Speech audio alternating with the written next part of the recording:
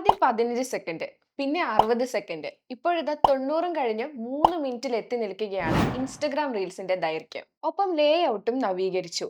റീലിന്റെ thumb ഇമേജുകൾ ഇഷ്ടാനുസൃതമാക്കാനും platform ഉപയോക്താക്കളെ അനുവദിക്കും. ഇപ്പോൾ 3 മിനിറ്റ് വരെ ദൈർഘ്യമുള്ള റീലുകൾ അപ്ലോഡ് ചെയ്യാൻ കഴിയും. ഷോർട്ട് ഫോം വീഡിയോകളിൽ ശ്രദ്ധ കേന്ദ്രീകരിച്ച് ഇതുവരെ 90 സെക്കൻഡ് വരെയുള്ള റീലുകൾ മാത്രമേ അനുവദിച്ചിരുന്നുള്ളെന്നും എന്നാൽ ദൈർഘ്യം കുറവാണെന്ന പരാതി പരിഗണിച്ച് 3 മിനിറ്റായി വർദ്ധിപ്പിച്ചെന്ന് ഇൻസ്റ്റഗ്രാം സിഇഒ ആദം മൊസേരി പറഞ്ഞു. ടിക്ടോക്ക് പോലുള്ള ഇൻസ്റ്റഗ്രാം എതിരാളികൾ 2022 തന്നെ അതിന്റെ ഹ്രസ്വ വീഡിയോ സമയപരിധി 10 മിനിറ്റായി വർദ്ധിപ്പിച്ചിരുന്നു.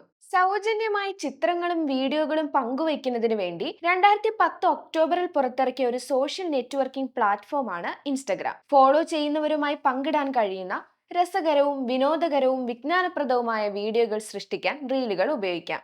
ഏതായാലും വീഡിയോ ലെങ്ത് കൂടിയതോടെ കണ്ടന്റ് ക്രിയേറ്റേഴ്സിന് സാധ്യതകൾ ഏറുകയാണ്. ഒപ്പം തന്നെ ഇൻസ്റ്റഗ്രാമിന്റെ ഈ പുതിയ അപ്ഡേറ്റിനെ വിമർശിച്ചുകൊണ്ടുള്ള കമന്റുകളും സോഷ്യൽ മീഡിയയിൽ നിറയുന്നുണ്ട്.